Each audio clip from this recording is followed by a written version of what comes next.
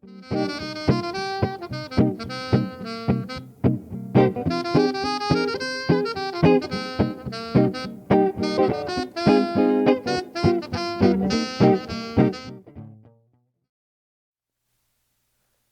and welcome to another video from Dr. Nick Stowe's Music Studio. This video will be discussing how to make a sound on the saxophone. Just the basics. All you're going to need is a mouthpiece, a reed, and the neck of the saxophone. So let's get started. Are you ready? So you got a saxophone. Good for you. Now, before you get too excited in learning how to play songs and scales and licks, you first need to know how to make a sound. Sound is created, at least for the saxophone, by a reed vibrating against a mouthpiece. These vibrations cause pulsations in the air, which we perceive as sound. Now that sound then travels from the mouthpiece through the body of the instrument and through various tone holes and key openings to create different notes. So how do we cause the reed to vibrate against the mouthpiece? That's what this video will be discussing. Here are the tools you need to get started. This is what you're going to start with. Now on this side of the table I have my tenor saxophone mouthpiece, a tenor reed, and the neck. And on this side of the table I have an alto mouthpiece with an alto reed and a neck. Notice how the tenor is a little bit bigger in size than the alto. But regardless of which instrument you are starting out on, the fundamentals are the same. Oh, I also have a cup of water here for soaking the reed. You can also use your mouth to soak the reed, but I think that the cup of water is a little bit more sanitary and more thorough. So here's what we're going to do. I'm going to take my tenor reed and place that in the cup of water, and I'll do the same with my alto reed. Sometimes when you get reeds, they come in these little plastic packages. That's all that this is. And there's our new alto reed. And do the same, just soak that in the water. That only needs to soak for about 30 seconds. Not too long. 1 minute, 37 seconds later. Okay, now that we're done soaking, let's place the reed on the mouthpiece. To do this, slide the ligature, which is this metal band here with the screws attached to it, slide it up the mouthpiece a little bit, and then place the reed in between the ligature and the mouthpiece. What you next want to do is line up the reed so that it is flush with the facing of the mouthpiece, and then tighten the screws to hold it in place. You don't have to go super tight with these screws, just make them a little snug. Here's what it looks like.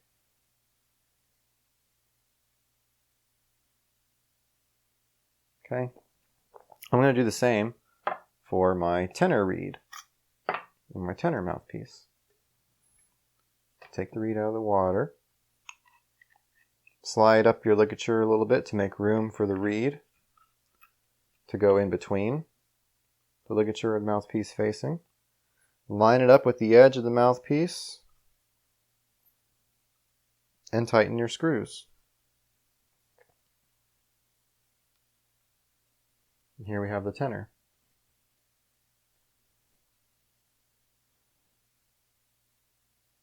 Okay, the next thing we're going to do is place these mouthpieces on the neck.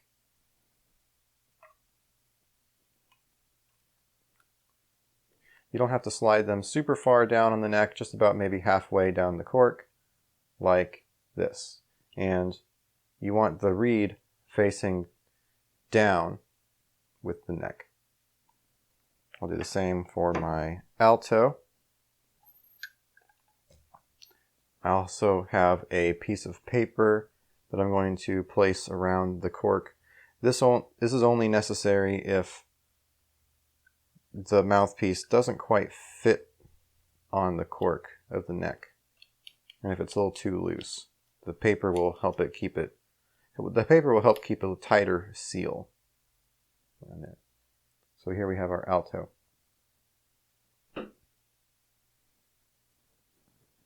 All right, let's talk about embouchure. So the embouchure refers to how you shape your lips while you play. And there's really not a whole lot of shaping going on here. I have another video about more specifics of the embouchure and in reference to the Allard method of playing saxophone. I can leave a link to that somewhere. But for just new beginners starting out, you just want to make a sound on the instrument. All we're going to do is tuck our bottom lip a little bit under or over our bottom teeth. Okay? Like that. That's going to provide a little bit of cushion for the reed to sit on our mouth. Like this. Okay? If you're curious about exactly how much bottom lip to tuck over your teeth, say the word or the letter F. Go ahead. So that helps you pinpoint where that meaty, fleshy point of your bottom lip is, and that's where the crux is going to be. F, F. So place your bottom lip in that spot where when you say F, your top teeth are touching your bottom lip. That point where they touch is the middle point that should be lined up with your bottom teeth. Try not to think about it too much. Just simply tuck your bottom teeth over so that the reed isn't sitting on your teeth directly. Okay. Now we're going to blow air through the mouthpiece and gently start adding some support with your bottom lip, like this.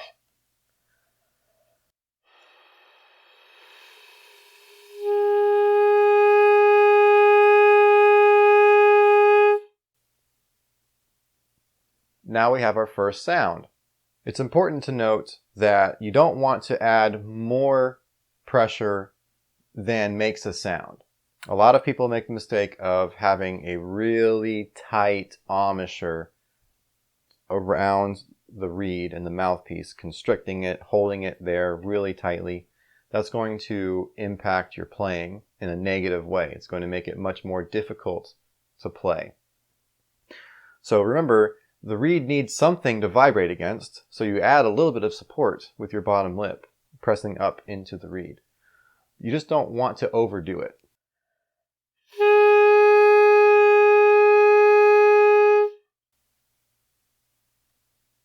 Let's do that process now on the tenor mouthpiece. Okay? Okay. The reed is, I place the mouthpiece in about this far. I'm going to blow air and then slowly add some support with my bottom lip.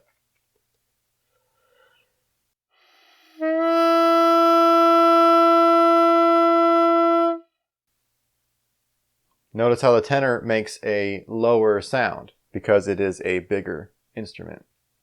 Now let's talk about articulation. What is your tongue doing while you play? Say the word Disney.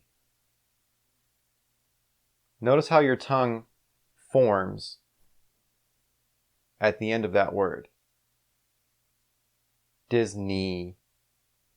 It's high in the back, and it slopes down towards your teeth and your lips. That's a great setting to have for directing the air when you play. That's going to energize the air and make it work for you. Okay, so let's try this exercise again where we blow the air through the mouthpiece and the neck. But maintain that high arching position for your tongue.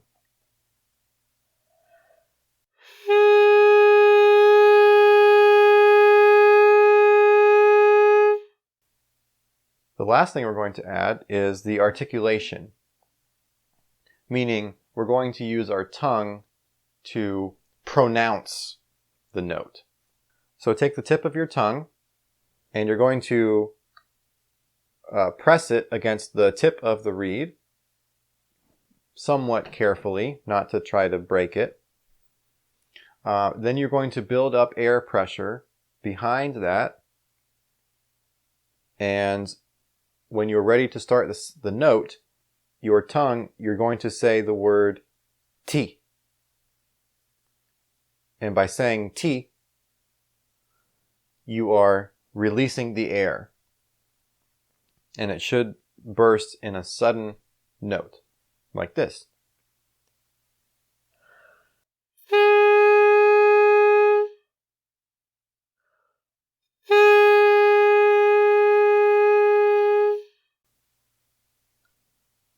Can you hear how my tongue is initiating the sound and there isn't any ambiguity as to where that sound starts? Let's do that with the tenor. Same process. I'm going to say Disney to find a good tongue position. I'm going to maintain that as I'm blowing, and I'm going to use the tip of my tongue against the tip of the reed, and I'm going to say T to start the note.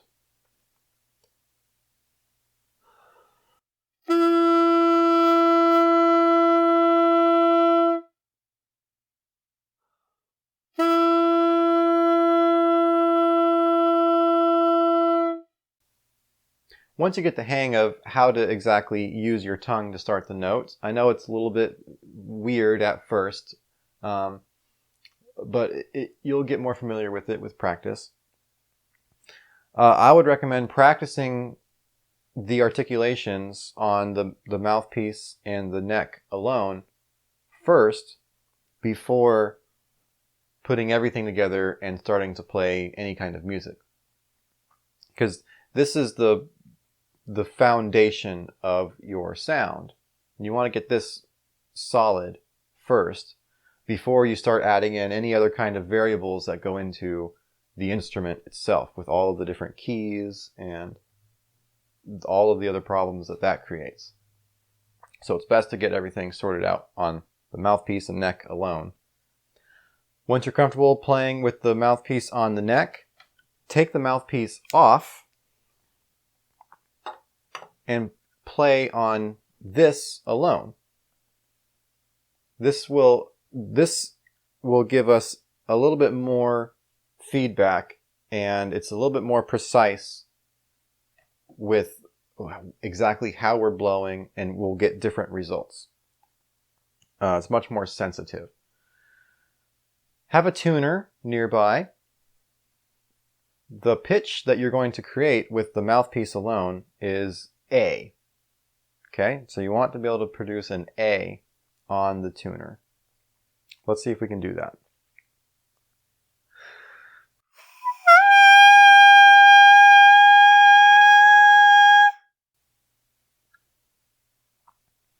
That's for the alto mouthpiece. Let's switch over to the tenor mouthpiece. The tenor mouthpiece should be a G.